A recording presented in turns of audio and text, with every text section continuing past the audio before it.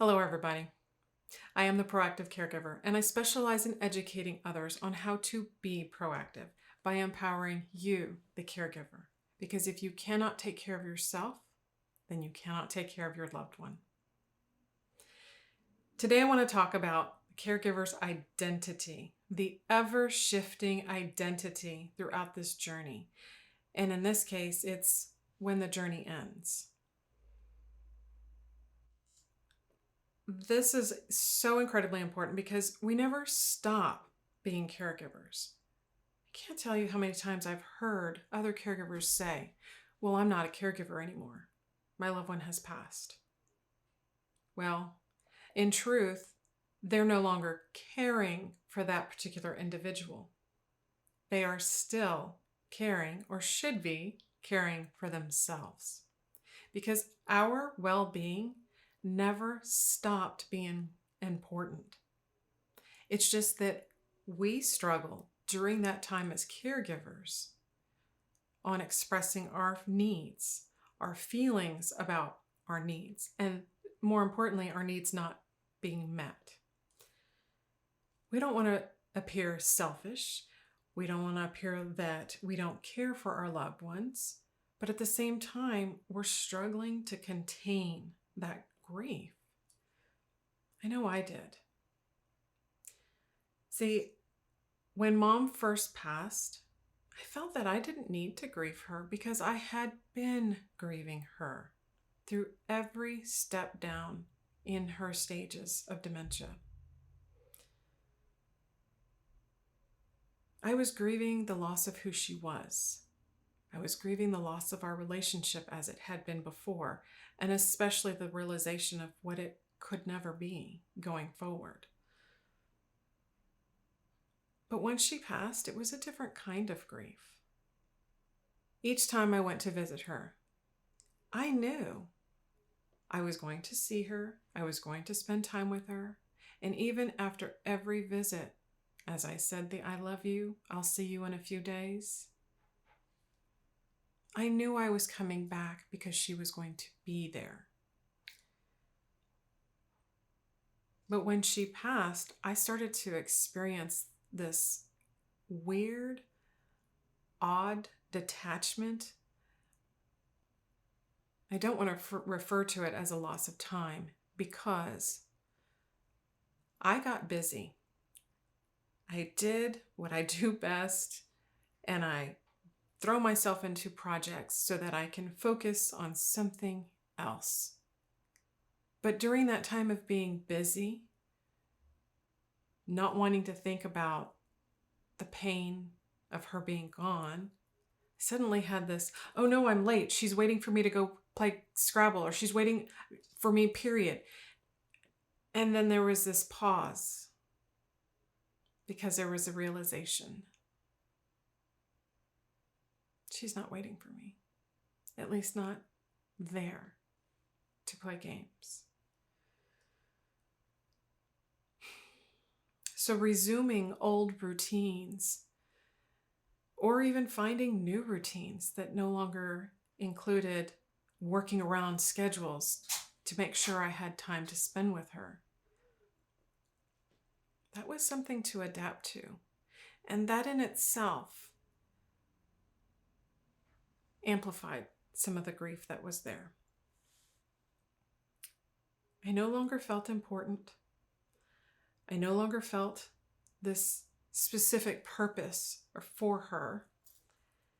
And I no longer felt a lot of things. And ironically enough, when I worked on my gut health, because I was trying to stop feeling the cravings, I suddenly didn't have any cravings at all. I didn't feel like I needed to eat. I didn't want to eat. Till I had the headache or the lightheadedness or the obvious weakness feeling that my body needed nourishment.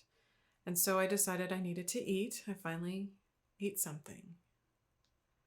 But in that mental space, that grieving space, it was like a craving for life was gone. And I'm not talking suicidal by any means. it's just this stage of grieving in relation to dementia. When mom was in stage 4, I've talked about being so angry before. Well, there were very personal reasons why that anger was there. Definitely frustrated. There was a lot of inconvenience of my schedule, of our family having to move her in with us to save money, and just different issues. But more importantly, in those stages, I was experiencing this loss of freedom. And even though I had choices, I didn't always like the choices. So I felt what becomes that victim mentality is that I didn't have a choice. And a lot of the fear that I was experiencing was not always anger, but also coming from that place of concern, the unknown. I want to help, but I don't know how to help. So those early stages of grief were there, but they represented a different time and place in our journey, a different way that I was responding and reacting to it, especially when times that I was reacting and not understanding what or who I was really reacting to. Also, in stage 4, we go through this time of guilt because once we realize what our loved ones are actually going through, then it becomes, I wish they would die. I wish their suffering would be over so that my suffering would be over. And then no sooner that we would have that thought, that guilt, what kind of a person am I that I would have this thought that I would wish my parent to pass just so that I am no longer inconvenienced? Well, that's normal. Oddly enough, thoughts and grieving like this in those stages are very normal. In fact, in the end, feeling this kind of grieving is once again normal because we just want the suffering, everyone's suffering, especially our loved ones, to just end. But we don't necessarily want to end our loved ones. And then towards the end, in stage 5 and all the way through the final stage 7, there are these placements of this sporadic placements, this internal feeling, the turmoil of grief starts to really rear its ugly head. The waves of feeling loss and then feeling a relief that they're not gone yet, and then feeling the loss and then feeling the relief that they're not gone yet. And that back and forth, eventually those waves get shorter and shorter. And it becomes, I wish this frustration, I wish they would just go already. And that becomes, in those final stages, that anticipatory grief, the expectation that their death is coming, and trying to brace for it, because that's what caught me off guard. Understanding all of the information and all of the stages and what it would look like, but not understanding the feeling of what it would feel like in each stage. That anticipation that it's coming.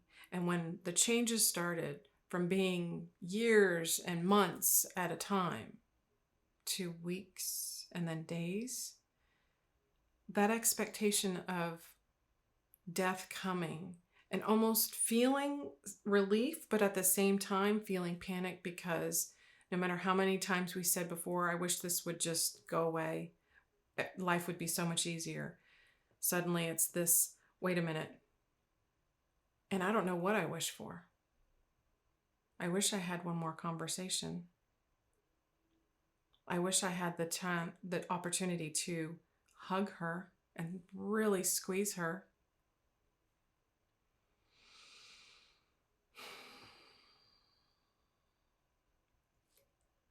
But once she passed, I felt another shift in me. And looking back, again, reflecting on that time, I felt like it was another shift in my identity. I had the corporate hat, and then I eventually had the caregiver hat. And then it was, well, who am I now? It's not who I am, because I know who I am now. It's more so a struggle of, what do I do now? And who am I doing it for?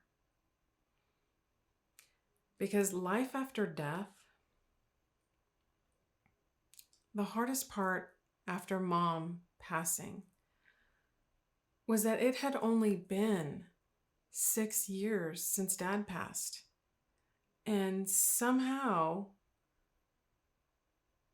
I felt both of them as if they both just had some horrific passing at the same time. See, when Dad passed 6 years ago, it was within weeks that Mom had her emotional meltdown. That is what was the tipping point where she finally agreed to move in with me so that I could care for her. And even go back and forth between my house and my sister's house so that we both can care for her and we could all get that respite break from each other. So once Dad passed, I don't think I really grieved for long, because that was that point in time where my distraction was always Mom. I went from being at Dad's bedside as he was passing from pneumonia to instantly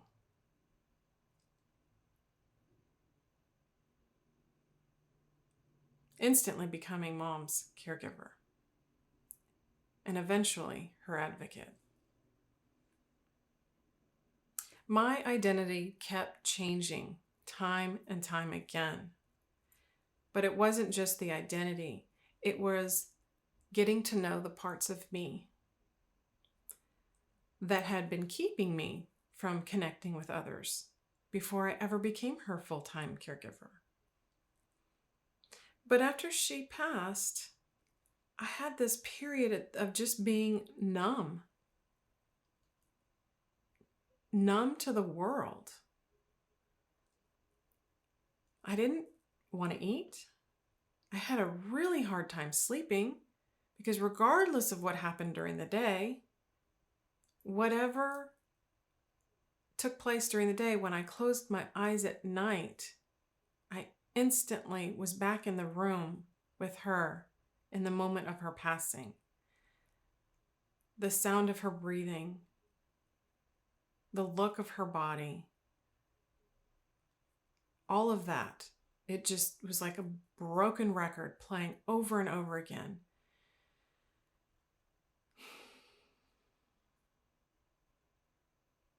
And watching that as a movie replaying, every part of me kept reacting to that moment again and again. And all of the shoulds kept coming up. I should have this. I should have that. I shoulda, coulda, woulda. Trying to find acceptance even then that I did do everything I could for her. That I fought for her well-being every chance I got. That I expressed love through words and actions.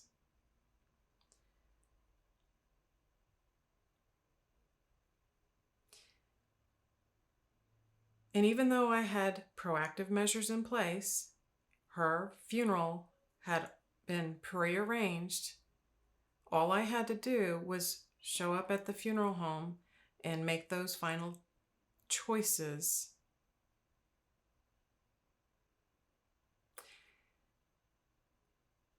It was different because it wasn't the choice of which doctor to take her to or getting the second opinion or Where were we going to go eat after that appointment? Or how much time did I have after a doctor's appointment to get her back to a memory care community before she had that window of the 3-year-old tantrum? Or how long until she was car sick and threw up in the car? This wasn't that kind of decision. This was making the final decisions. And once again, my doer stepped in, and we chose, between my sister and I, we chose the colors of the flowers. We chose the color of the coffin. We chose the colors of the passages that we wanted on the cards that were going to be handed out to the families. And it wasn't until it came time to actually sign the request for her death certificate that the finality of all of this really hit me.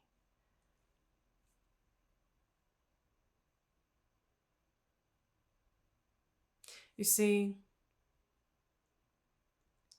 I've been talking to you all this time about Mom. Well, Mom's name is Lizelle. And that is my middle name. Jessica Lizelle. Signing that, of all the documents I've ever signed,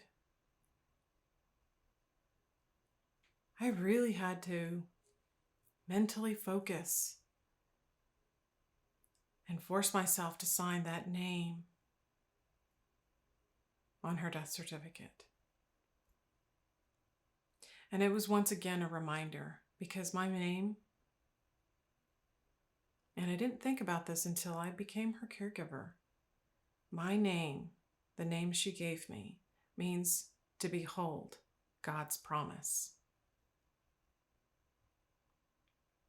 And as a caregiver, there were many opportunities for me to make promises to her. And I tried to keep every single one of those promises.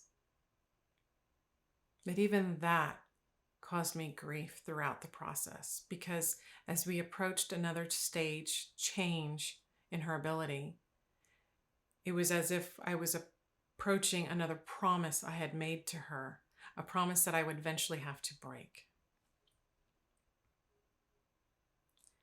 But this is where, throughout this grieving process, I started learning there is little possibility of separating the spirituality with this journey. Because it was when I started to pray more often and rely on God and express my feelings out underneath my meditation tree of what I was feeling, the guilt, the shame, the overwhelm, is when I started to feel the release. That confession to express the grief helped me in all sorts of ways. Even if it was in the car on the way to visit with Mom, being able to express the worry, the doubt, that loop that would tell me why I wasn't good enough to be her caregiver, when in fact I was. And now, after the fact, I'm still having to be concerned with my well-being as I manage her estate, as I work towards closing her estate and letting go of both of them. I always thought it was odd when Mom would talk about her parents passing. She would say she felt like she was an orphan because her parents were gone. I never really put much thought into it until it was getting close to her time, and I realized, wow, both of my parents are going to be gone. The two individuals that brought me into this world are going to be gone. And it's a weird thought, but it's in a stranger feeling because that life force energy that was there. And what I mean is, have you ever had that moment where you pick up the phone and you answer, "Hey, I was just thinking about you, and here it is, you're calling me." That mental energy, that mental connection, that's gone.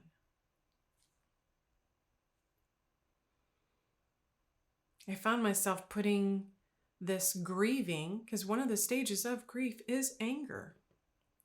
And I found myself putting that anger towards the hospice company. The experience that I had and didn't have. And understanding one of the shoulds was, I wish now looking back that I would have hired a death doula instead of relying on the hospice company in the end. But to be fair, during the time that Mom was in her wind down process, she had two very well skilled hospice aide and hospice nurse that cared for her. You could tell it was from the heart. But the administrative side of the company,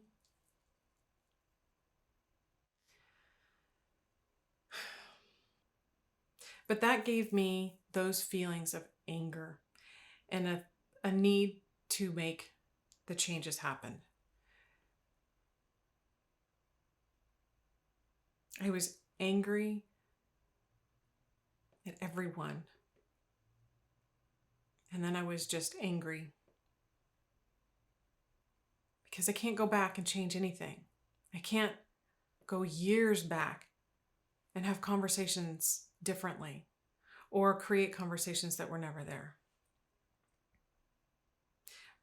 But I recognize that look back and that searching is because I was grasping for that sense of normalcy again. Life has changed once again, and I'm just trying to feel normal, when really this grieving is normal. The kind of grieving, including the anger, is normal. See, I learned by caring for Mom how to become more of a compassionate caregiver, more of that proactive caregiver. But that doesn't mean everybody I interacted with to fulfill her needs came from that same perspective.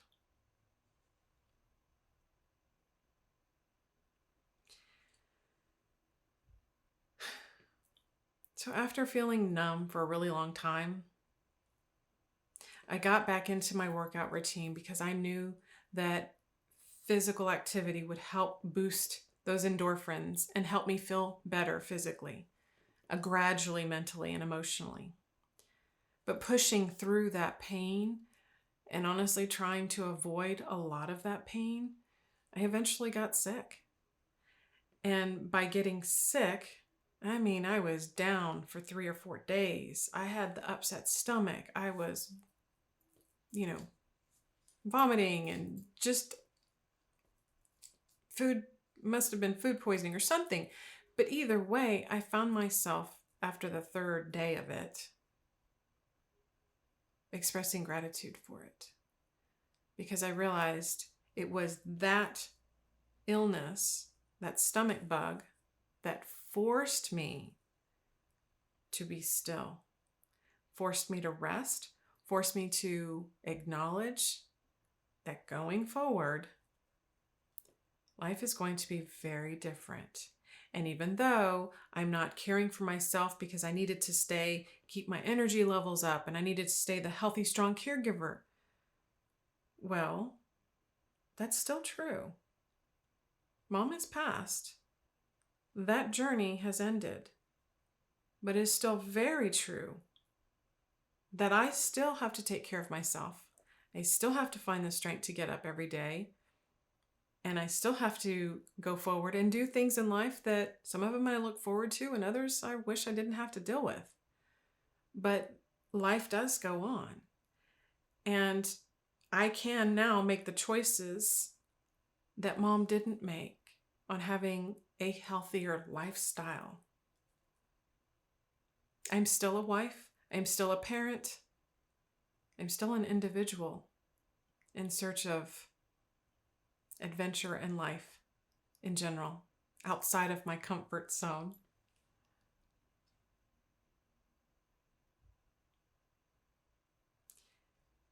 But I do recognize that because I've stopped caring for her, I'm now searching for that next chapter of life, which brings along another identity. What do I do next? Where does this advocacy go? How do I make change, real change, happen?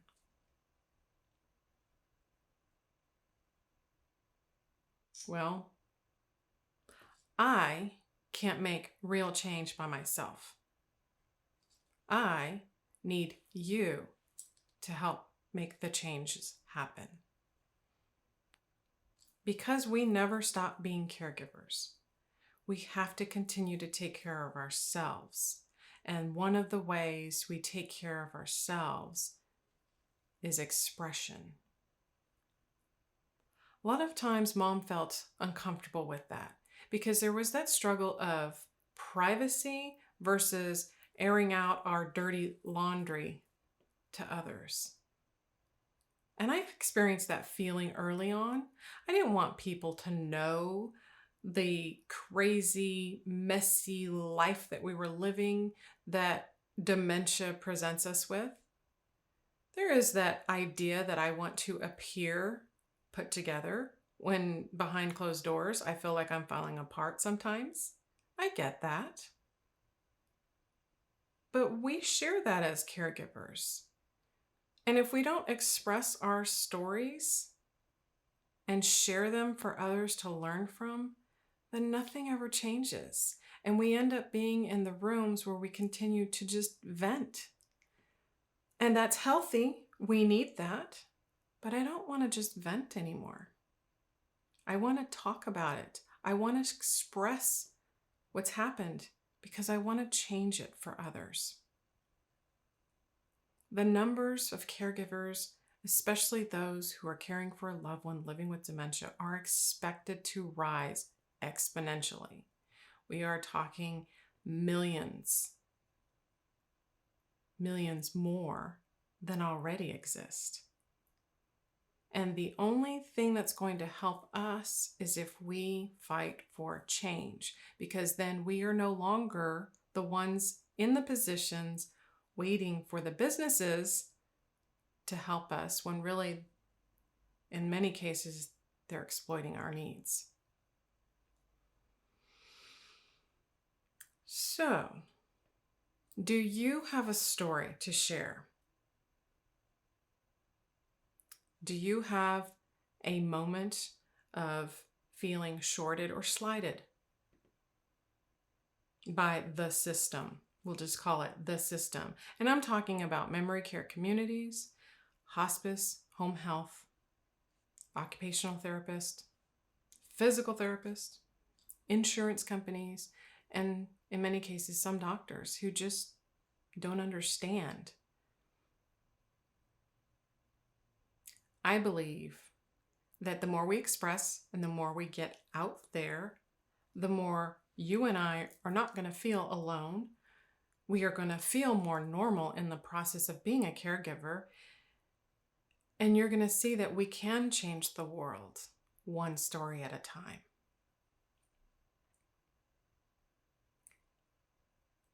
You know, grieving is part of life.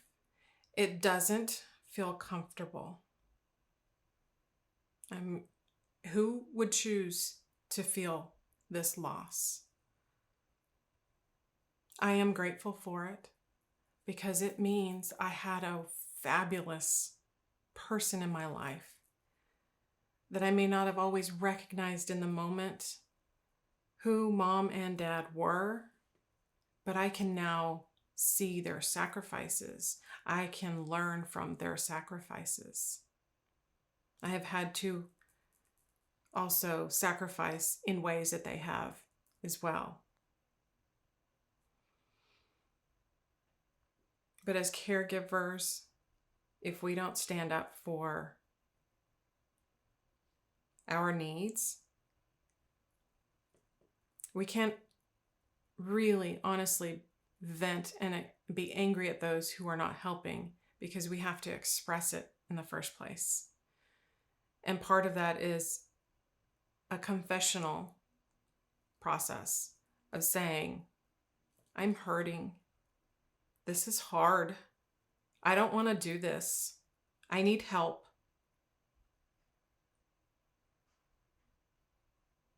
And all of those are weaved in through your story of how you got to be the caregiver that you are today. So if you do have a story and you feel compelled to share it, please share your story with the lesson you've learned throughout it by sending an email to info@proactivecaregiver.com. We will connect. We will figure out a way of telling your story, because together we can make the difference. Life after death is just as much of a choice as we had during our caregiver journey. So let's make the most of it together. Thanks for joining me today. I hope this episode gave you a little bit more food for thought. And until next time, be proactive, ladies and gentlemen. Take care.